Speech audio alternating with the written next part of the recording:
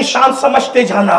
حضور نے درخت کی دو ٹہنی نہیں فرمایا، فرمایا ایک شاخ کی دو ٹہنی، یعنی ایک شاخ کی دو ٹہنی میں جتنی قربت ہے فرمایا اتنی قربت مجھ میں اور علی میں موجود ہے. اگر آپ ذکر علی آنے پر ایک بات کہوں تو کہہ سکتا ہوں اللہ اکبر. اسی لیے تو یہ شان ہے علی مرتضیٰ کی، یہ شان ہے مولا کائنات کی کہ جب مصطفیٰ جان رحمت مولا علی کو ایک جنگ میں بھیجتے ہیں تو ہاتھ اٹھا کے دعا کرتے ہیں، اے اللہ جب تک میں علی کا چہرہ نہ دیکھ لوں اس وقت تک تو مجھے دنیا سے نہ اٹھانا. مجھے تو آپ کی توجہ کی ضرورت کم ہے، جو میری پشت پناہی کر رہا ہے اس طرف حضور بندہ نواز کی توجہ درکار ہے. حسین پاک کا ذکر حسینی کی چوکھٹ پر ہو تو یہ میرے مقدر کی معراج ہے.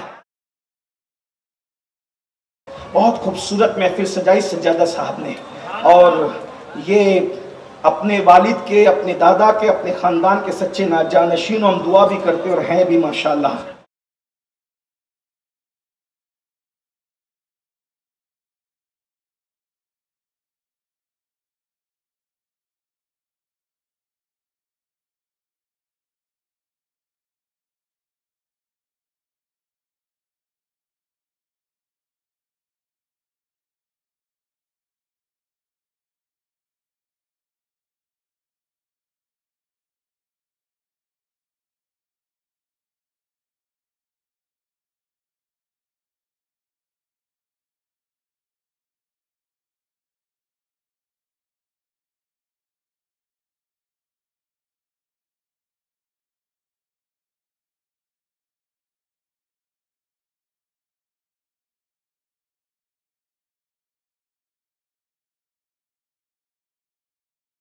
وَلَا تَقُولُوا لِمَنْ يُقْتَلُ فِي سَبِيلِ اللَّهِ أَمْوَاتٌ.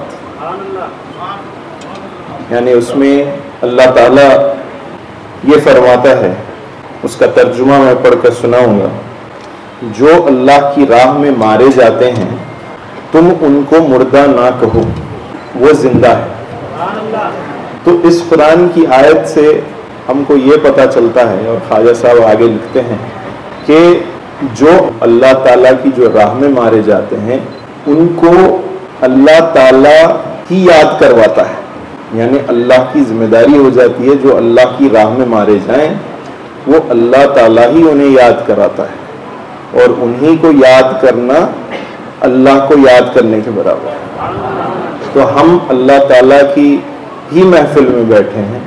ہم امام حسین کی شہادت کو اگر یاد کرتے ہیں تو میں سمجھتا ہوں کہ ہمیں ضرور اس واقعے کا غم ہوگا، لیکن اللہ تعالیٰ نے امام حسین رضی اللہ تعالیٰ عنہ کو جو عمل کروایا ان سے، وہ واقعہ ہم سب کو ہمارا ایمان تازہ کرواتا ہے.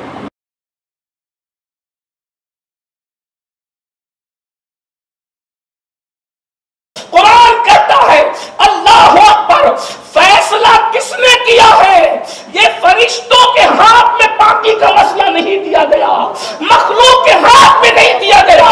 فرمایا انہیں پاک کون کرے گا؟ انہیں پاک کرنے والا اللہ ہے.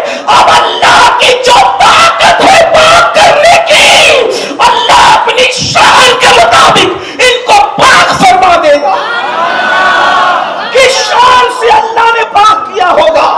ہر نسل میں ایک دو پشتوں کے بعد بگاڑ پیدا ہوتا ہے، لیکن جن کو پاک کیا ہے وہ نسل مصطفیٰ ہے. جہاں حسن ہے، جہاں حسین ہے، وہیں پر جب 5 صدیوں کے بعد آتا ہے تو اللہ اکبر، بندہ نواز جیسا شہزادہ کہیں نظر آتا ہے، کہیں غوث پاک جیسا شہزادہ نظر آتا ہے، کہیں غریب نواز جیسا شہزادہ نظر آتا ہے، کہیں محبوب الہی جیسا شہزادہ نظر آتا ہے. اور قیامت کے قریب جب سب کی نسل بگڑ جائے گی، کتنی بگڑے گی؟ اللہ کے رسول فرماتے ہیں کپڑے پہن کر بھی عورتیں ننگی رہے گی. تو کس کس کی نسل کی رہے گی وہ بتاؤ نا.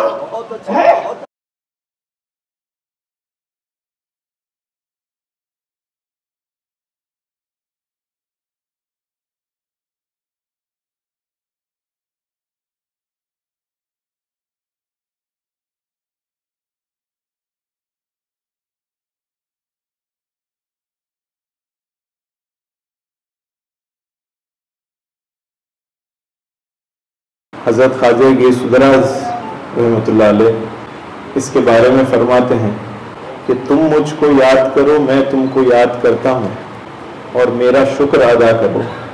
اس پہ اللہ تعالیٰ نے تکرار کی ہے، اور شکر کرنا بھی ذکر کا ہی ایک حصہ ہے۔ خواجہ صاحب فرماتے ہیں کہ اس پہ جب تکرار ہوئی ہے تو اس کا یہ مطلب ہے کہ تم مجھ کو یاد کرو نہیں، تم مجھ سے محبت کرو، کیونکہ تکرار جب ہوتی ہے تو اس کا مطلب یہ ہے کہ تم اسی کو بار بار یاد کرو گے جس سے تم محبت کرتے ہو۔ تو اس طریقے سے خواجہ بندہ نواز نے فرمایا کہ اس کا ترجمہ خواجہ صاحب کے حساب سے اس تفسیر کو لکھتے ہیں کہ فَاذْكُرُونِی أَذْكُرْکُم کے معنی یہ آتے ہیں کہ تم مجھ سے محبت کرو، میں تم سے محبت کروں۔ تو آج ہم سب حضرت امام حسین رضی اللہ تعالیٰ عنہ کی یاد میں یہاں آئے ہیں، اور اس ایمان کو یہ تازہ کرنا محرم کے مہینے میں، یہ ہم صرف غم کر کر گھروں میں بیٹھنا نہیں، ہر لمحہ اگر ہم امام حسین کے اس واقعے کو دیکھیں گے بڑی غور سے تو اس میں اللہ تعالیٰ نے، ان لوگوں نے وہاں پر امام حسین نے جو واقعہ پیش آیا، اس واقعے کو اللہ تعالیٰ نے اتنا بڑا بنا چکا ہے کہ آج اگر کوئی نہ بھی چاہے تو حضرت امام حسین کا مقام اتنا بڑا ہو چکا ہے۔ اور ہم سب کو چاہیے کہ ہم ہمیشہ اپنے دل میں اللہ تعالیٰ کی یاد برقرار رکھیں، اللہ کا ذکر کرتے رہیں، تاکہ ہم سب اللہ سے محبت میں رہیں، تاکہ اللہ ہم سے محبت میں رہے۔ میں ہمارے مہمان مقرر سید مولانا سید امین القادری صاحب کا شکریہ ادا کرتا ہوں کہ وہ آج تشریف لائیں، اور ساتھ ہی ساتھ محبان اہل بیت جو کمیٹی ہے علماء اکرام کی، ان سب کا شکریہ ادا کرتا ہوں کہ وہ ان محرم کے 10 دن جو مجالس ہوئے ہیں گلبرگہ میں، ان سب کو آرگنائز کیا، ان سب مہمان مقرر بہت سارے گلبرگہ تشریف لائے، اور الگ الگ مساجد میں مجالس ہوئے، اور آپ لوگوں نے اس تقاریر کا استفادہ کیا۔ میں میری طرف سے، درگاہ شریف کی طرف سے کمیٹی کا ساروں کا شکریہ ادا کرتا ہوں، اور ساتھ ہی ساتھ مبارک کہتا ہوں، کیونکہ لوگوں کو جمع کرنا یہ معمولی بات نہیں ہے آج کے دور میں۔